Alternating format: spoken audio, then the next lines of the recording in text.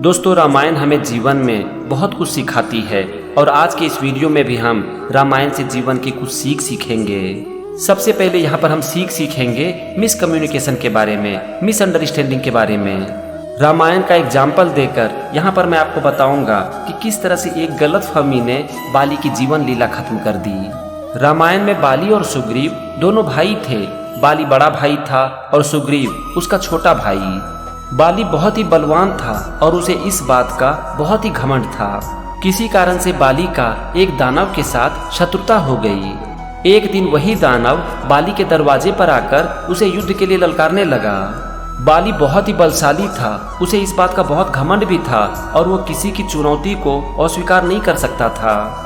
जब उस दानव ने बाली को लड़ने के लिए चुनौती दी तो बाली अपने भाई सुग्रीव के साथ उसे लड़ने के लिए बाहर निकला।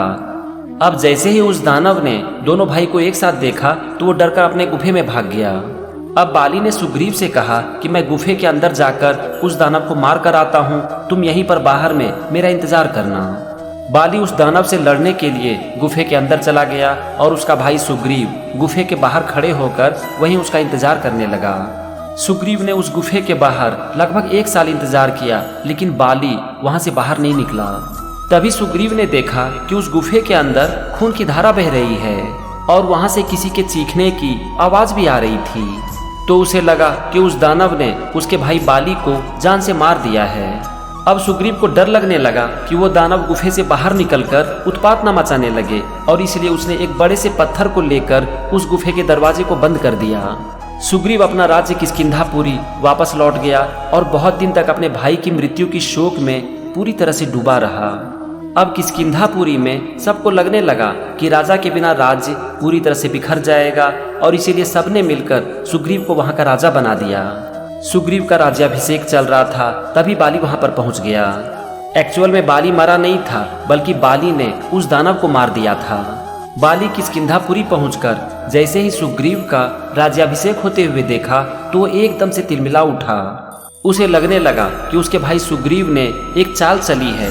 उसने जानबूझकर उस गुफे का दरवाजा बंद कर दिया ताकि वो वहां से बाहर नहीं निकल सके, जबकि सच्चाई ये थी कि सुग्रीव को राजा बनने का कोई लालच नहीं था। उसने बाली को बहुत समझाया, लेकिन बाली ने उसकी एक ना सुनी।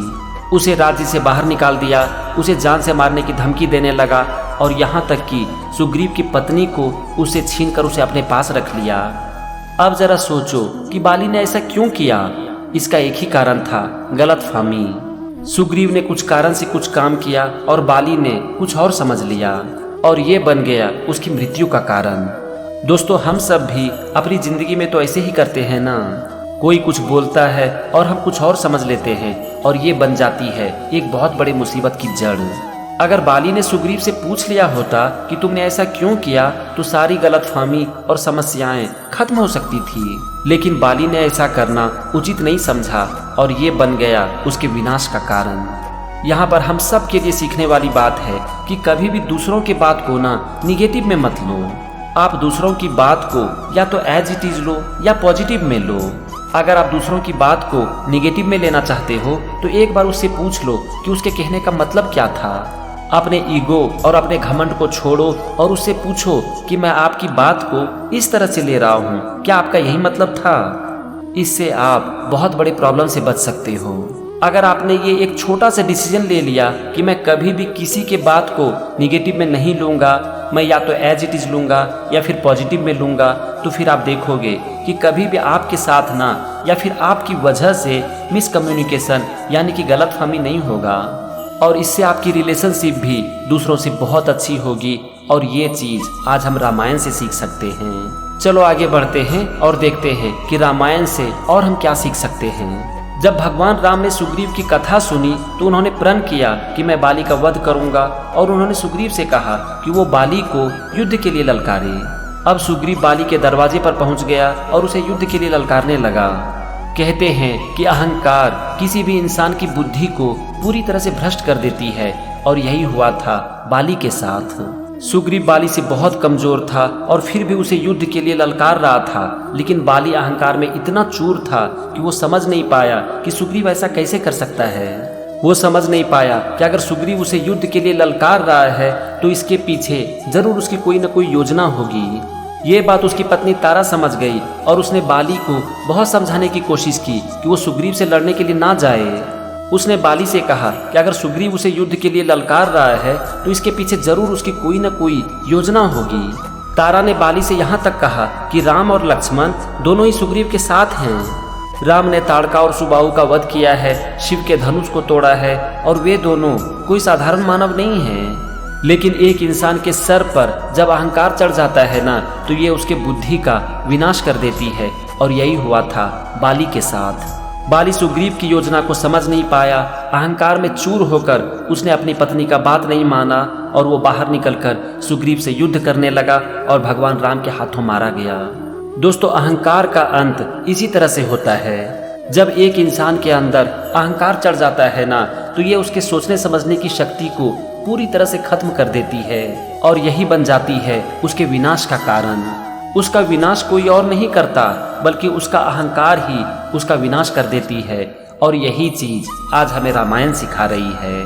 इसके बाद सुग्रीव और बाली आपस में भिड़ जाते हैं और भगवान राम छिपकर बाली के ऊपर वानों से प्रहार करते हैं और बाली बुरी तरह से घायल हो जाता है। बाली को अपने बल का बहुत ही अहंकार था। उसने अपने छोटे भाई सुग्रीव के साथ बहुत ही अन्याय किया था।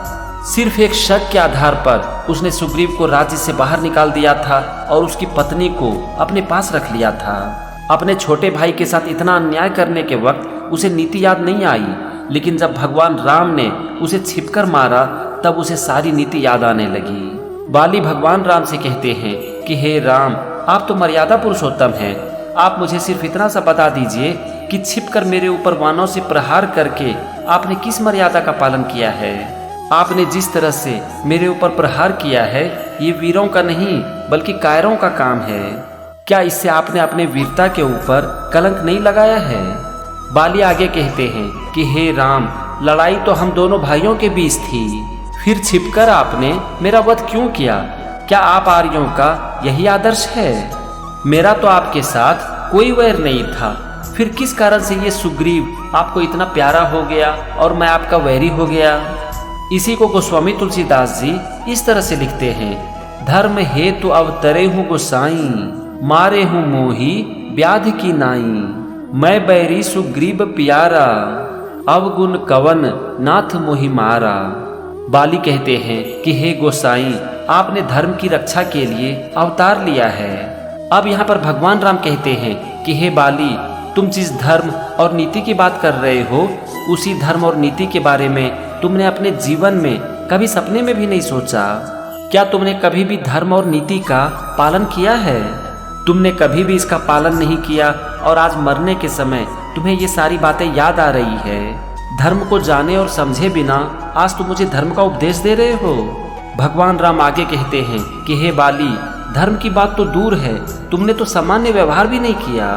बड़ा भाई, पिता और गुरु तीनों एक समान पूजनीय माने जाते हैं। उसी प्रकार छोटा भाई, पुत्र और शिष्य तीनों एक समान माने जाते हैं। पुत्र वधू अपने छोटे भाई की पत्नी और भगनी के साथ अपने पुत्री की तरह ही संबंध रखना पारिवारिक, न्यायिक और नैतिक धर्म है।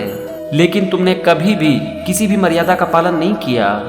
बिना किसी दोष के अपने छोटे भाई को उसके राज्य से तुमने निकाल दिया और उसकी पत्नी को अपने अधीन रख लिया। क्या यह मर्यादा है, नीति है और धर्म है। ऐसे पुरुष का वध करने में कोई पाप नहीं है। इसी को गोस्वामी तुलसीदास जी इस तरह से लिखते हैं, अनुज वधु भगिनी सुत नारी, सुनु सठ कन्या समय चारी। इन नहीं कुदृष्टि बिलो कई जोई, ताहि बधे कछु पाप न होई। भगवान राम कहते हैं कि हे मूर्ख सुन, छोटे भाई की स्त्री, बहन, पुत्री की स्त्री और कन्या ये चारों समान हैं। इनको जो कोई बुरी दृष्टि से देखता है उसे मारने में कोई पाप नहीं है। इसके बाद बाली को अपनी गलती का एहसास होता है और वो भगवान राम से अपनी गलती के लिए क्षमा मांगते हैं। दोस्तों, ज्ञान बांटना बहुत ही आसान है लेकिन ज्ञान का पालन बहुत ही मुश्किल है। बाली ने कभी भी अपने धर्म का पालन नहीं किया, लेकिन मरने के समय उन्हें सारे धर्म और नीति याद आने लगी। कुछ ऐसा ही करते हैं इंसान अपने जीवन में। जब तक हमारा जीवन रहता है तब तक हमें कभी भी याद नहीं आती कि क्या सही है और क्या गलत। हमें सारी बातें याद आती है जब हम संकट के समय होते हैं या फिर जब हमारे जाने का वक्त आ जाता है। दोस्तों, यहाँ पर हम सब के लिए एक बहुत बड़ी सीख है और वो सीख ये है कि किसी को उपदेश देने से पहले उस उपदेश का पालन करो, क्योंकि उपदेश देना बहुत आसान है लेकिन उसका पालन करना बहुत ही मुश्किल। भगवान राम ने बाली को छिपकर मारा। बहुत से लोग इसे धर्म विरुद्ध कह सकते हैं, लेकिन किसी भी कार्य को धर्म विरुद्ध कहने से पहले उस काम को करने के पीछे हमें उस व्यक्ति की मंशा देखनी चाहिए। क्या बाली को मारने के पीछे भगवान राम का कोई स्वार्थ था? बाली को मारने के पीछे भगवान राम का कोई स्वार्थ नहीं था। उन्होंने सुग्रीव की मदद करने से पहले कोई शर्त नहीं रखी थी। भगवान राम ने सुग्रीव की सिर्फ इसीलिए मदद की थी क्योंकि सुग्रीव के साथ अन्याय हो रहा था। तो यहाँ पर हम सब के लिए एक बहुत बड़ी सीख है और वो सीख ये है कि हमारा काम सही है या गलत, ये इस बात पर निर्भर करता है कि उस काम को करने के पीछे हमारी मंशा क्या है। अगर उस काम को करने के पीछे हमारी मंशा सही है, हम अपने काम को निस्वार्थ भावना से कर रहे हैं, तो समझ लो कि हमारा काम भी सही है। और यही चीज आज हमें रामायण सिखा रही है। तो फ्रेंड्स, ये थी रामायण से जीवन की कुछ सीख। मैं उम्मीद करता हूँ कि आज आपने अपने जीवन के लिए बहुत कुछ सीखा होगा। तो आज आपने जो कुछ भी सीखा उसे अपनी जिंदगी में उतारो और ये आपको एक अच्छा इंसान बनाएगी। तो चलो, आज के वीडियो में बस इतना ही। रामायण से जीवन की सीख का ये सीरीज कंटिन्यू रहेगा और अगले एपिसोड में भी हम रामायण से जीवन की कुछ सीख सीखेंगे। तब तक के लिए जय श्री राम।